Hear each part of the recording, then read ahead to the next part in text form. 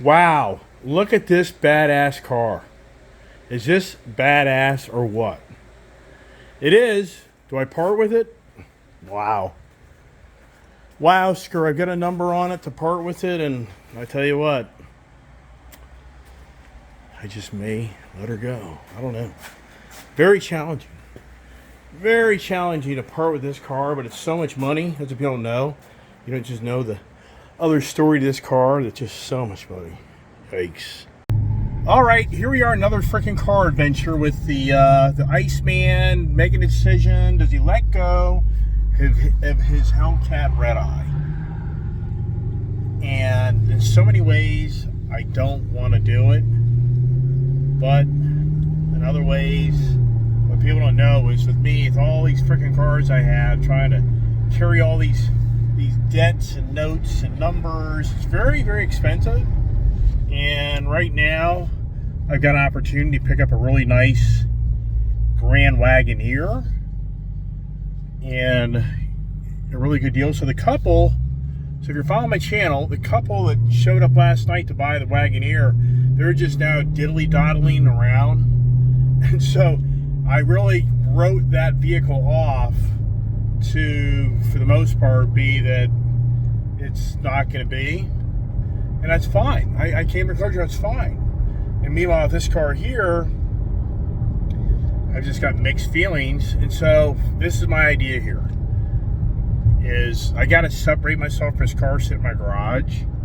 So I'm just going to take it to the dealership.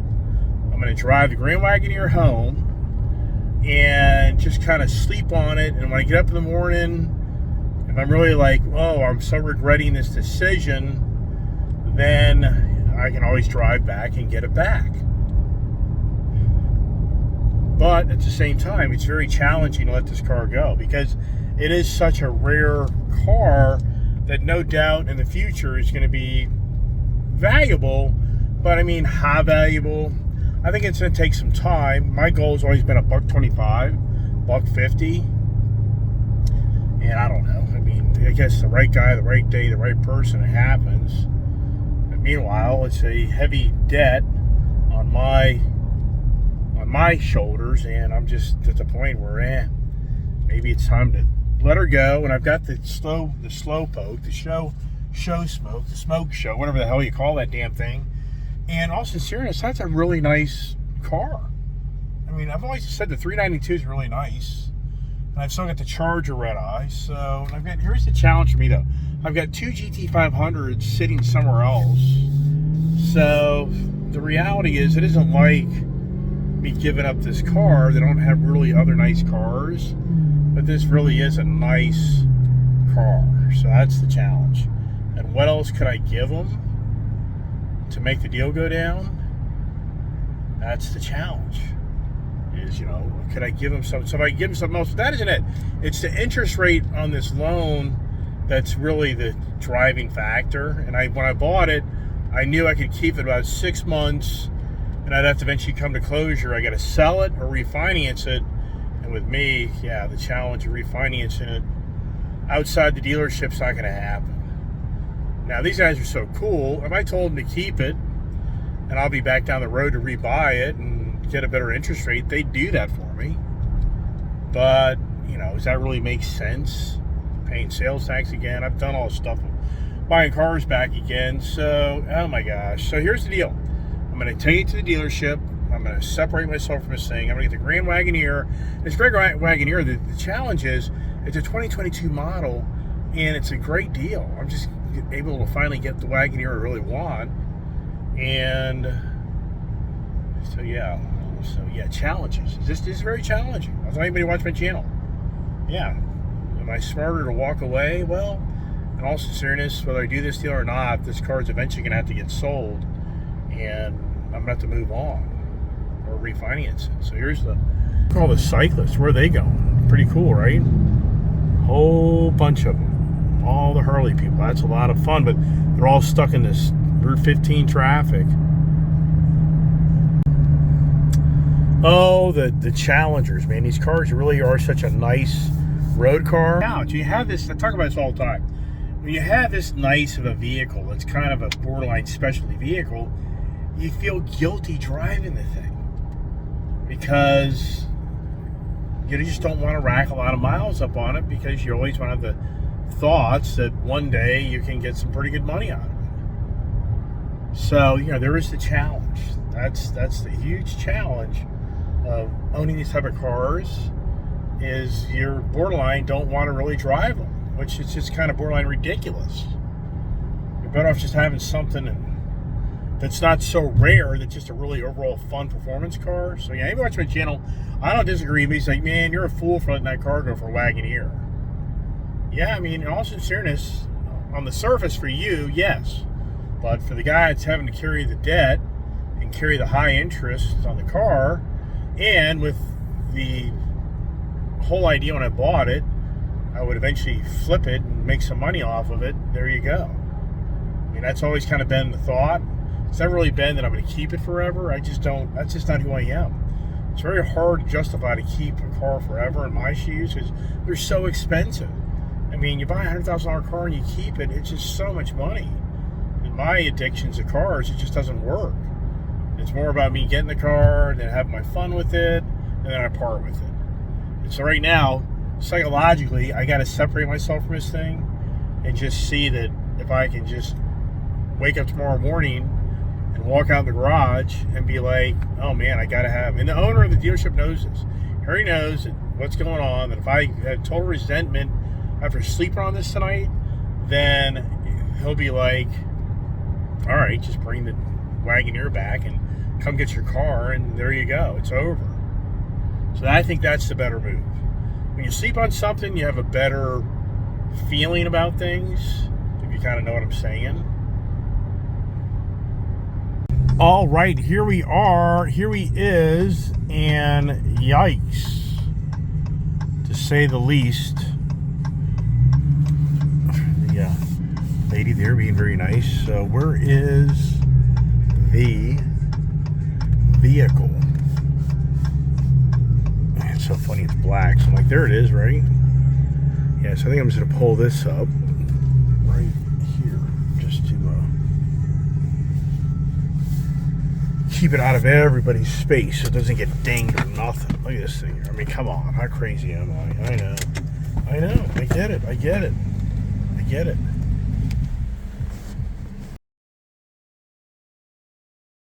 All right, so here's the Jeep Grand Wagoneer, which I think is a really good looking car. Really do like it. And yeah, I know, I'm crazy. Can I part with that car right there? I was trying to be like, that thing's just hideous, that color. Like, yeah, I don't disagree. Love or hate. All right, here it is. Grand Wagoneer Red Eye Challenger. I know. They've given me permission to take it home, sleep on it, and do my thing. Wow, see this here? I mean, these Wagoneers, ever since I've seen this thing, I've wanted one. I really have wanted one of these. Now, to me, this is like overkill. I probably never use. Well, I don't know. Maybe my kid will use it. You never know. So I just love the interior, and I like the deployable steps. It's here is so nice. I'm getting to be an old man. See that? Look, you just hop in. Okay, get in it. It's hot. Okay, get the windows down here. Get some air in here. And yeah, wow. So now the seat's going up for automatic memory, which I don't know what that's all about. Press to start the button. Uh-oh, battery's dead. This is classic. Look at that. They got to jump it. So here you go. Is this a jinx or what? Oh boy. Nice, right? So get the battery jumpers. Car's been sitting so much. I knew it. This car's been sitting a while. All right, so where the heck is the hood release, right? Oh, here it is. There it is. Oh yeah. So is this an omen? Is this truly an omen that I'm crazy or doing what I'm doing? Probably. Let's get the hood open. Look at that big ass motor, right? The inline 6 twin turbo. Hey, you got a jumper box? Yeah, beautiful, right? Look how this is already kind of corroding here. That's something. Yeah. And here's the thing. Yesterday, if you're watching my video, this car was built back in November of last year. So this car, what's crazy on this vehicle is this car was built November of last year, and here it is April, and nobody's bought it. And the people that are on buying it, they're just dawdling, and they're not coming to closure what they're going to do.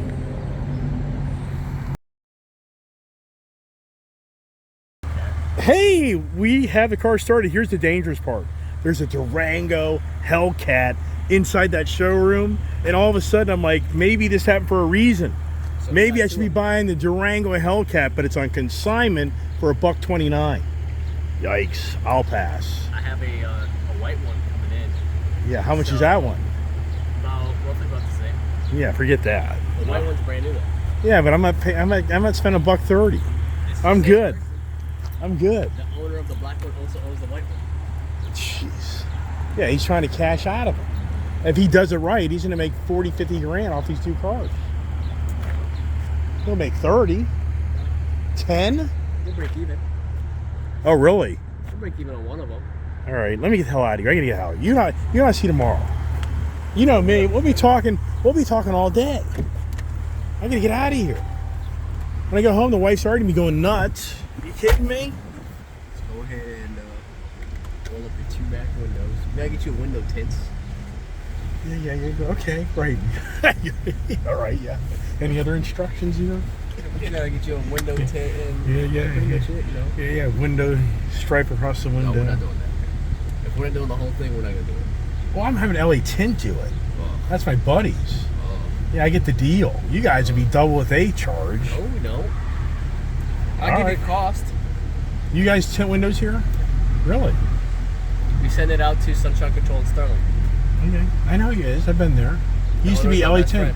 Yeah, oh really? Yeah. No, that's good, but they ain't gonna be cheap. But let's not worry about that right now. Let's do ceramic stuff. Oh, yes, here. So right now, this has a heated seat on. So how do we get that? The cooled seats are on. So yeah, but what's this here? That's the zone. If you want the back of your car, or you want so I want both. Yeah. Okay. So that makes no sense. Oh, here's the heated seat, right? Yes. Okay, I get it. All right, so you got that all there. Okay. Click on that screen right there. First button on the small screen. Right here. Right here? Yeah, click it. There you go. Now you got full in there. Jeez, I tell you. Too much technology. You love it though. I know I do. You're gonna make a lot of content with this. There you go. Let me get the hell out of here. Hey, don't go over. I'll be here all day. I gotta go home. Tomorrow or today? What? You gonna be all here today or tomorrow? Yeah. We know that story. All right, I'm leaving. All right. See ya. All right, there we go. Here we go. So this vehicle is just so plush and nice. I mean, come on. Am I getting more elegant, getting more sophisticated in my Jeep Grand Wagoneer? I mean, come on, right? Yeah, the dead battery's not encouraging. Better not turn the car off going home, right? I'm gonna put this thing on a battery tender when I get home. But this thing is just so, to me, it's very, very powerful. This new Hurricane motor, it's so nice. I mean, it really is. All right. Enough about the car, right? Let's get it on home. Oh, the new driving, the new car experience, taking her back home as I come to closure of what really makes sense, right? Yeah, I hear anybody watching my channel, I hear you loud and clear. It's like you're going to give up that red eye for that. I mean, but can I ever buy a Hellcat back? I mean, sincerely, can I buy one back eventually if I really want to? I mean, I'd say yeah, no. I'd say yeah. I have to pay probably a pretty penny for one, maybe, but at the same time, I'm just a guy that loves to buy things and sell things and enjoy the latest, greatest, and for the moment, this Grand Wagoneer is the latest, greatest. I mean, this really is a nice vehicle. I just really like the Jeep brand right now. I'm kind of going back to Jeep. And you know, it's not really like I don't have still really badass cars. I mean, I got two GT500s. I've got the Charger wide body red eye. I mean, got the smoke show. Yeah, I'm trying to talk myself into my decision, right? I hear you. But right now, it's just a really beautiful car. One thing though, the black vehicles are always very challenging on the hot months. They're very warm, so which I know that. But it's just incredible up here. The most dominant vehicle. It's ordered these Suburbans and Land Cruisers and the high end. Just the high end SUVs. That's black. Just incredible how that's the most dominant color that is ordered. Yeah, would I prefer a white? Maybe, I don't know, maybe a little lighter color, debatable. But the problem is, it's all about this package and the price. That's the challenge. Is that you're not going to... I looked around. I mean, this morning I looked around for the Grand Wagoneer set up the same way in this general area, and for the most part, just not much out there. It's the way this one's packaged, and the package, the deal I got. So there's a lot of variables there. But anyway, the good news is I get to sleep on it tonight, and if I really have regrets, then I just go back up, get my Challenger, and call it another day. As I head back in, my nice scenic drive back in. The car, the thing's just so luxurious. And I've said it many times, I've always wanted a Grand Wagoneer. So for me, notch in my collection of vehicles over the years, I now own a Grand Wagoneer. It would have been pretty cool to get the Ram TRX. I mean, I wouldn't write that off 100% at this point. So it's a Ram TRX. That Hellcat Durango, that was a really good looking vehicle per se, but there's a couple lives around here that's worse than me. They're buying up all these specialty Ram TRX vehicles, the Jeep Wrangler 392, the Hellcat Durango, and they buy them, they turn around and sell them, and I mean, I don't know. I mean, to me, it sounds like they're trying to make a little bit of money off them, but the sales guy there is saying not so much. I don't know. All right, let's take her on in and kind of cut it at that. All right, got the Grand Wagoneer, which I've had my eye on this now for the, believe it or not, I've been wanting one of these Grand Wagoneers for many years. And so it kind of came to be, had to sacrifice something, and that's the thing. I'm such a car enthusiast, as so many people know that watch my channel. You have to give and take. I mean, that's the challenge. And I hear everybody going, this is the last year of this and that. I get it. But for the amount of money that Gold Rush cost me per month, it's huge. It's huge monies. And it was a deal through Carvana. That was a deal through Carvana. The stupid interest rates. And I knew when I bought that car, it was literally a 3 to 6 month car that I had to cross the bridge and try to sell it or try to refinance it. But my addiction, cars and trucks, it just doesn't happen. The banks just don't, bow down to me because they look at me and go, this guy's crazy. He has too many damn vehicles. Can you blame him? So I hear you loud and clear. But for me, the Grand Wagoneer, just a great overall vehicle, and I'm going to drive it. The Gold Rush is going to sit in the garage and collect dust, and I'm going to spend on that car basically, $150,000 in payments if I want to keep it. Forget it. It's not worth it.